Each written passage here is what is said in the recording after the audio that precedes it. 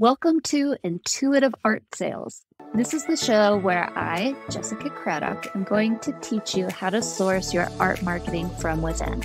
You're going to practice claiming that authentic art business that you want and leading into the most natural way for you to get there. You're going to learn to get connected to your intuition, your confidence, and your community so that you can sell your art consistently while holding strong boundaries on your work-life balance. Welcome back to Intuitive Art Sales. I am here with Camilla Howalt. She described her work as a construction of elements based on specific art periods and tools and subjects that she has had interest in throughout her life. And most of these works tend to appear more abstract, but they can't be read linearly. Isn't that an interesting description? She told me that she moved countries a few years ago. So she is currently reintegrating her new studio space and routines and restarting her art practice as a business from a creative point of view and also a financially viable practice while she's working towards some of these long-term goals she's had for a long time. So welcome, Camilla. Thank you so much. You are so welcome. I'm so glad you're here. Let's actually start with some of these long-term goals that you had so we can find out where we're going and construct something around that.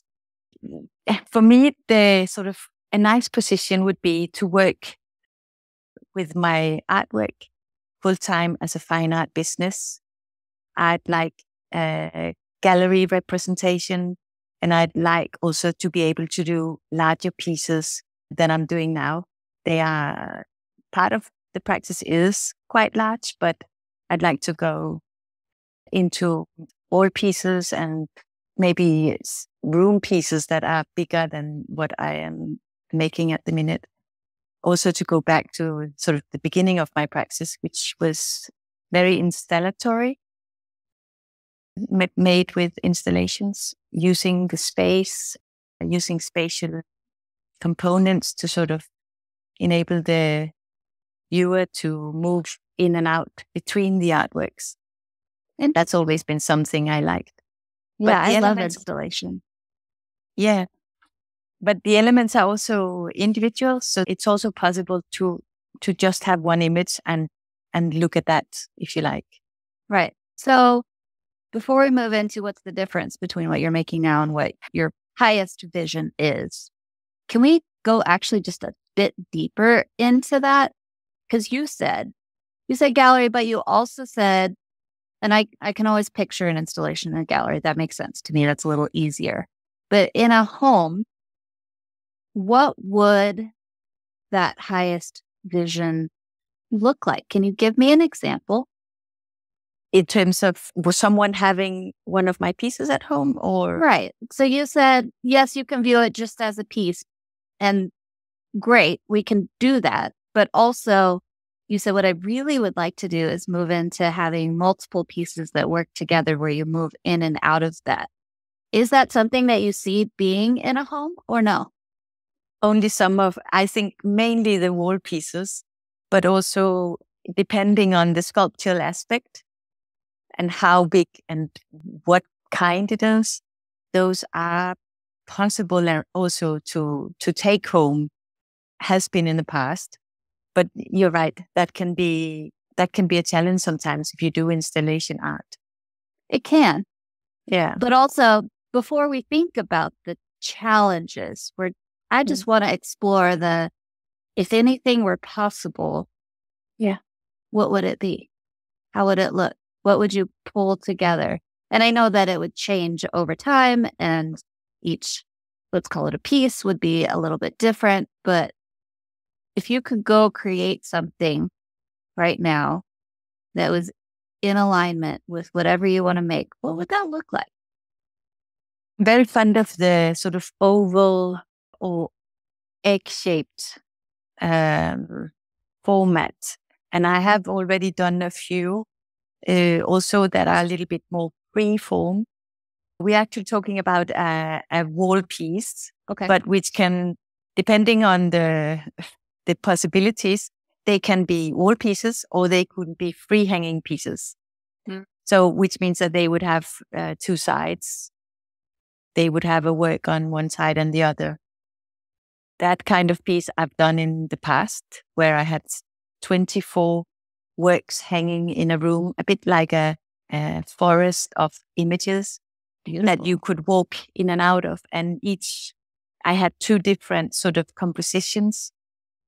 On the one side, you had an image either of a portrait of a person in sort of a shaking her head. It's me. But it was sort of trying to catch that a little bit blurry element that comes with photographing something in movement. And the others were architecture of concrete elements inside a kind of cave that was where I lived at the time. And the backside was very painted, like almost a fresco or like a sky of the Renaissance paintings. So I was sort of trying to work with historically a few elements, both from a kind of painterly technique perspective, in terms of the materials themselves, and then the modern technique of photography. Interesting. And the photography I think it's called transferred, so that I'd glued it onto the wooden surface and then washed the paper off. So in a way, the photographs was backward, but you get quite a ripped effect, which I like. Yeah. Okay. So in this scenario, which you just described, it was a gallery installation and it was something that people could walk through. Is that element something that you would like to bring into collectors' homes, or do you see that exclusively as something that would be in the gallery and then you would translate them into wall pieces for homes? I think it depends on the gallery's space. No, the collector's space. It's sort of by nature very hard to have free hanging work, I think, in a home. But it's not impossible. Well, one way that it could be done, and I'm just spitballing here, but like you said, that is how you display, I don't know, your next couple of shows in galleries that are these free hanging, but then you bring those into also wall pieces, whether it's the front, the back, the front and the back assemblage together, something along those lines, so that they could take a piece of that, but it's more practical for a home. I'm working on a project that is reminiscent of this, but it's wall pieces. So it's 12 oval, egg-shaped, if you like, wooden works, which I've already done a pair of 3, like a triptych. And I would like to extend it into, this one is a triptych of the pomegranate. So there's a few stories involved in that, but I would like to extend it into using other fruits. I wasn't sure what you said there. I was like, I'm just going to sit here and wait and I'll figure it out. I'm like, pomegranate. That's what It's a hard word to say.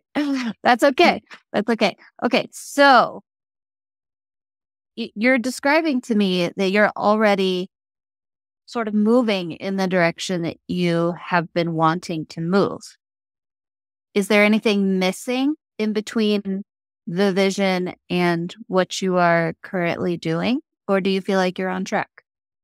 For me to be able to do the large body of work, that's very low practical stuff, finding the right woodworker to help me do the grounds, because that aspect, I think, is not something I'm super good at. So I might as well have someone do it who is good at it. Right. And you've moved, so that's a little bit harder because now you have to find it. Yeah, exactly. I have been looking out and tried to find the new suppliers of different elements. But this particular one I haven't found yet.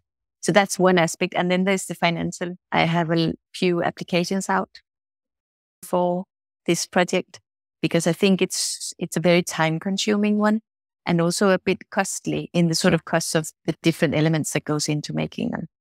Yeah, sometimes the thing we really want to make has that initial, we have to upfront the cost of all the materials and Yes. So actually, I'm remembering, if this is me remembering correctly, you recently applied for and received a grant. Is that accurate? I received different things. I received like a stipendium, but that was like an incubator stipendium, which is like a development of your practice. But it's sort of, it doesn't give you a studio space. The artistic work is not developed per se. It's like paying yourself while you are in this moment Yes. of creating the work. Right. But I got a grant last year to finish a book I was writing at the minute. But this visual work that's a new project. So I haven't gotten any money yet. Okay, great. So we are looking for funding for this project. What about what you are doing right now in order to move toward all of that? I am working with a couple of things. One aspect of it is ink works I did a few years back, which are very graphic in the visuality of it. But I overlay them with a photographic image. Mm-hmm. So they appear together, like as if they are layered and as if there is a middle space where they sort of merge together. And I want to do them as limited edition prints.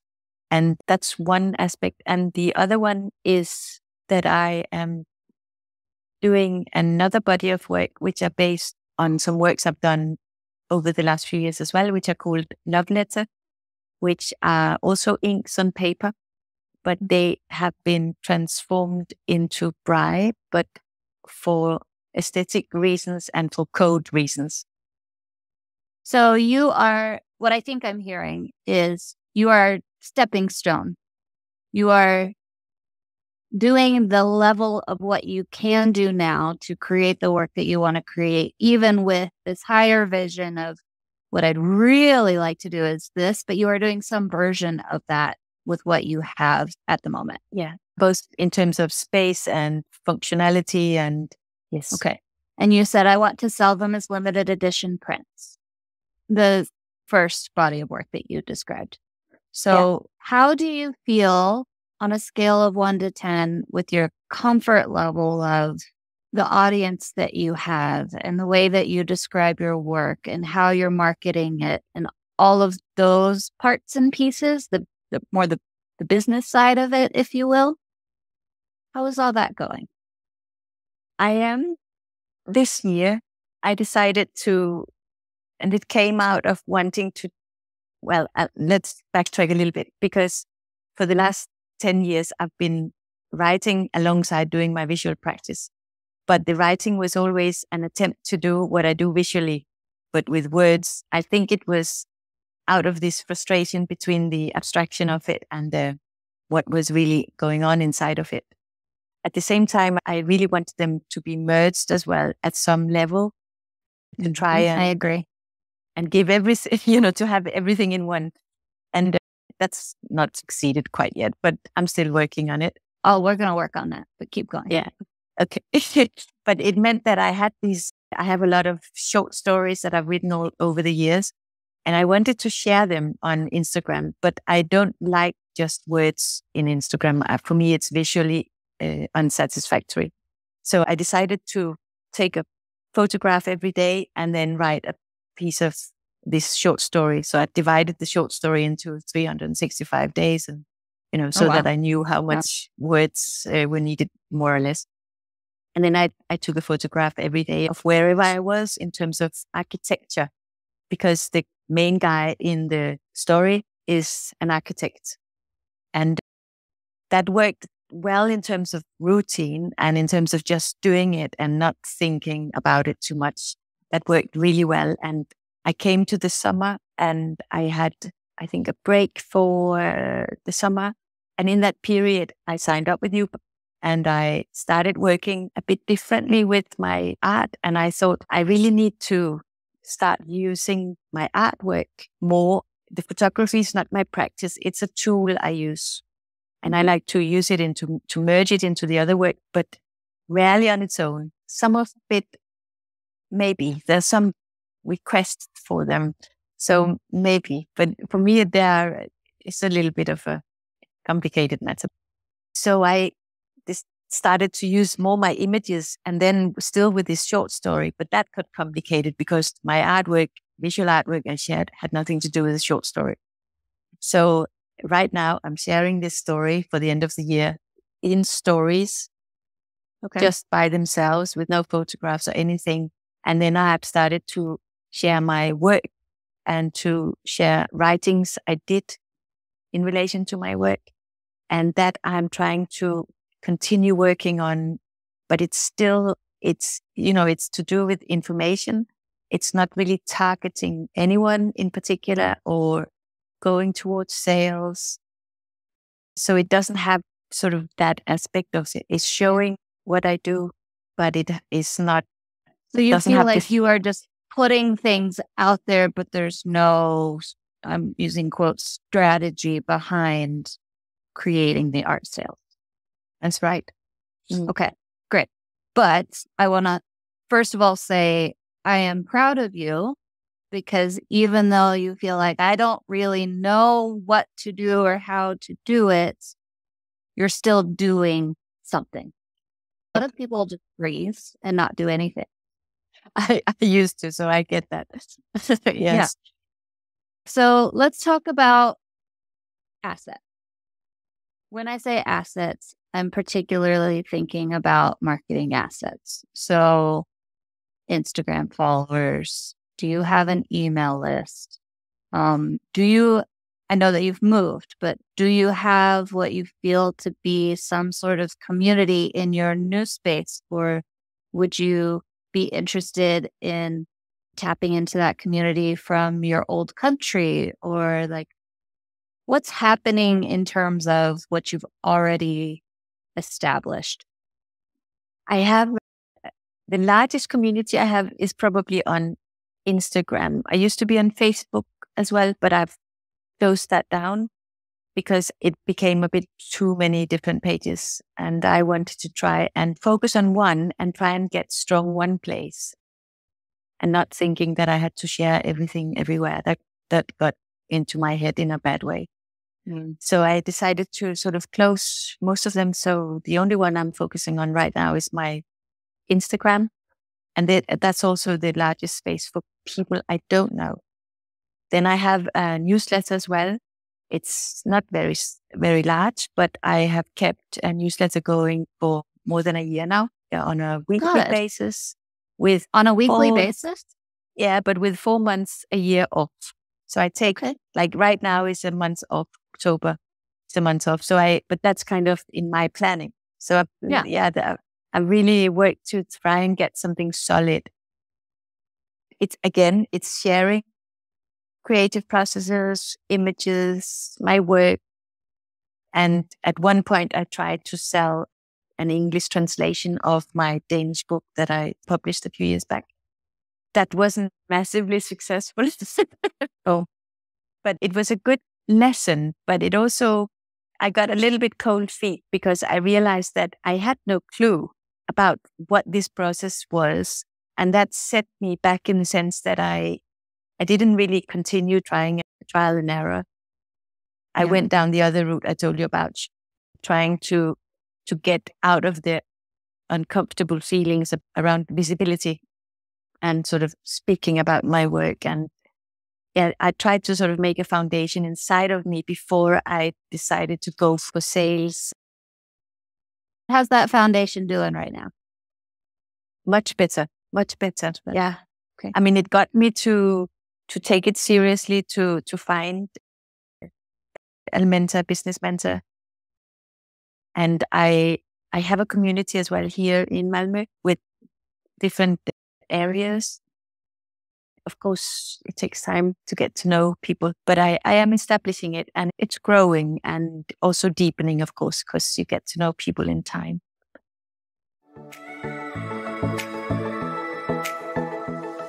Hey there, fellow artists and creative souls. This one's for you. If you're tired of the hustle, the endless marketing strategies that just don't feel like you, and the struggle to find the consistent income from your art, listen up.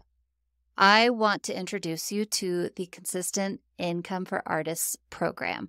It's not just another art marketing course. It is your personal roadmap to authentic sales and a more fulfilling creative life. Imagine finally getting paid what your art is worth while still having time to enjoy what you love most. Are you ready to stop playing small and start seeing tremendous growth without losing sight of your art's true essence?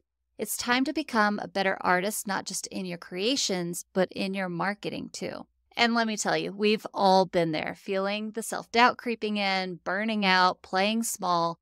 But here's the thing, it's not your fault. It is time for an upgrade. One of our artists, Laura, said, I had a lot of self-doubt in my brain trying to talk me out of it, but I did all the things you said, and it totally worked. It's not about passion versus money. It's about both.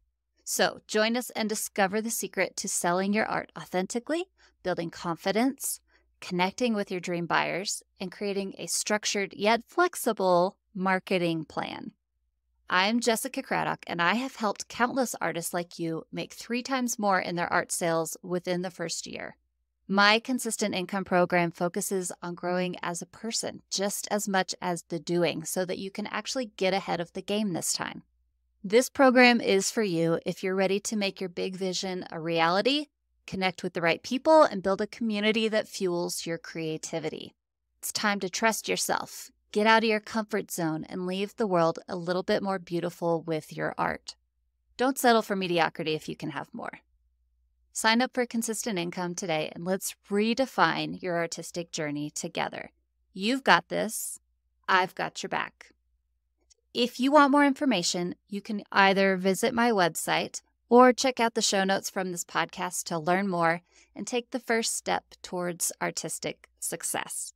And if you're not quite ready to sign up now, send me an email at jessica@theartistmarket.co with any thoughts or questions you have, and we'll decide if it's right for you together. Talk soon. So, there's 100 million different strategies, but one of the strategies that I'm thinking about for you to try is really promoting one singular work at a time and saying, I am taking pre-orders for this piece. It will be open X amount of days. And then after that, it will no longer be available. I just pulled one out of a hat. But let's say I was telling you that was the best strategy for you. What would you say, think, do? How would you feel about that? I would feel all right with that in terms of my paperwork. Mm-hmm. I think my sort of the more solid, what we call solid works or larger works, I think they are important to share, but I think they are too expensive to sell in an online environment. Possibly. But I'm really thinking about, you said at one point, limited edition prints. Yeah. When you are in that space of, I'm really trying to build that foundation in myself so I can feel more confident to put myself out there, sometimes starting with the lower price stuff is the way to go. Not always, but sometimes. And you told me I have an Instagram community. I have an email list. It's not the biggest, but I have one. What if, as an experiment, we tried that strategy? And not just once, because we never know what's going to happen with once, but picking a number of times, say, how many of these paper pieces do you have? I have about, they're a little bit different ones. I've got some with ink and some with stitches, like French knot stitches. I guess I have about 15, 20 or something. And you send, when you are not on an off month, you send 4 emails a month, which is great.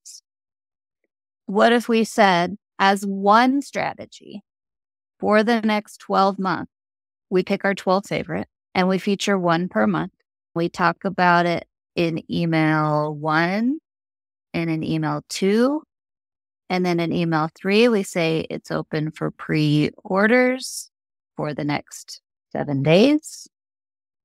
Maybe there's one more email in there that is an extra saying, hey, remember, or here's the story, or both probably.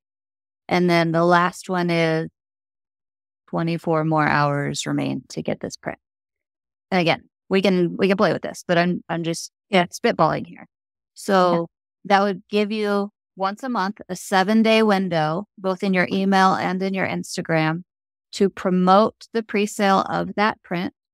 When it closes, it closes. And then I got 3 orders this time, which doesn't sound like a lot. But in my mind, the more often you do this, the more people learn, hey, this is how she works. This is what to expect. If I really like that one, I need to order it. So let's say you get 3 orders. Then it's a limited edition of 3. You go print 3. There's no upfront cost to you because they have already paid for them. You ship them off. That work is still available as an original, but as a limited edition print, it's off the table. Next month, we move to the next one. What would you think about trying something like that? I think it's a great idea. So I just need to clarify. So when I said paperwork, I do originals in paperwork as well. And I do the limited edition prints. So they are different in my eyes, at least price-wise. Yeah, of course. But it could be both, I think, right? Right. So you still have the original. In the marketing, you can say the original is also available for sale. But as a limited edition print, I will have orders open for these dates. Yes. Okay, great. That goes very much in line with what I want, not the strategy I hadn't sorted out. I have had a little bit of a sort of what you call when you can't think properly about that. It's cloudy. Yeah, exactly. So, did you have something different in mind? No. I know I just would like to start doing something with them. And to me, it feels easier to do it with limited edition prints. I don't really know why, but it feels easier to go into the sales process with them than it does with risk. Apart from a little bit of financial risk. Where's the financial risk? Well, you don't make them until they buy them. Oh, I will. You will? Yes, I've decided to work with a local printer, and I will have, for the first batch, I'll have 25 made. Okay. You can totally do it that way. That is a choice, and that is an upfront cost. The way that I was describing, I was thinking more along the lines of, let's not have an upfront cost. Let's see how the sale goes before investing money in this. So we don't know exactly how it is going to go. It may go really well, and it may not go as well. And maybe some prints are going to do great and some are not. And that just gives you that safety net of not having to produce and create something that doesn't go as well, or that you don't produce enough of in order to meet the demand. Right. So you're saying, just to clarify again, that let's say I have, I don't know, X amount of different images that I could make as limited edition prints. I will have them as, I can't remember this space. I think there is a space called Gelato here in Europe where it's on demand. So if I have one order of this particular print, then I'm taking on demand off the table because I want you to be able to make just for this strategy. We can layer strategies. This is just one. So it's not on demand. I've got 3 orders at my closing dates. I'm going to go to my local printer. I'm going to work with him to make 3 great prints, and I'm going to ship those out to the people who have already paid me. And then I'm going to move to the next one. The reason why I like this strategy is because, one, like I mentioned earlier, it starts to teach your audience how you sell.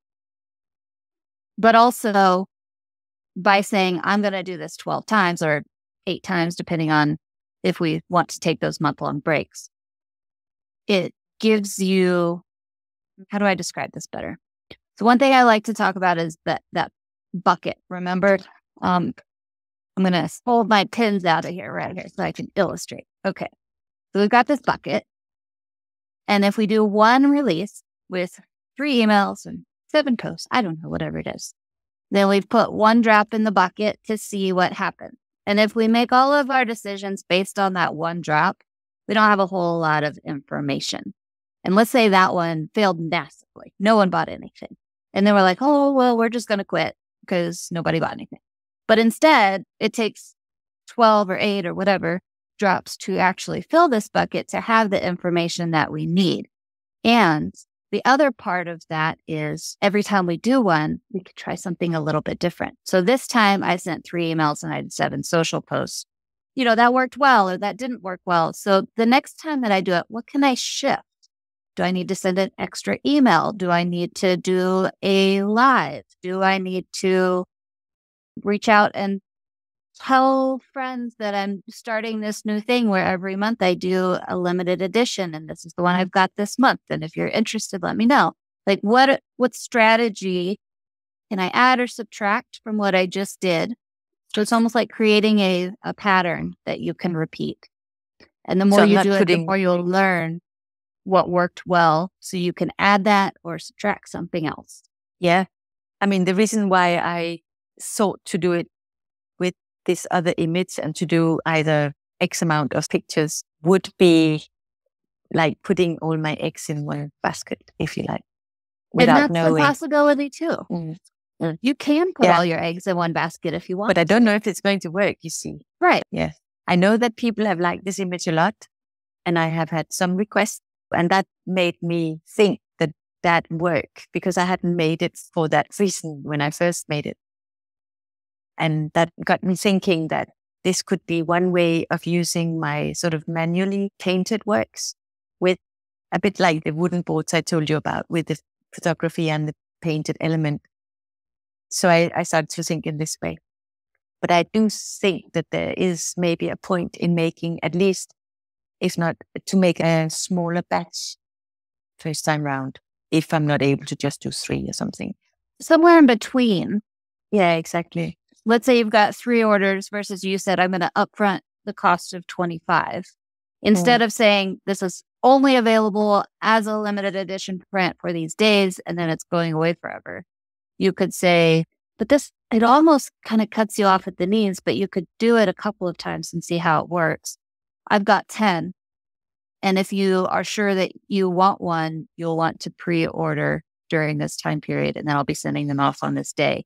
And then if only 3 people order and you've had 10 printed, then you've still got 7 as backups for when someone messages you.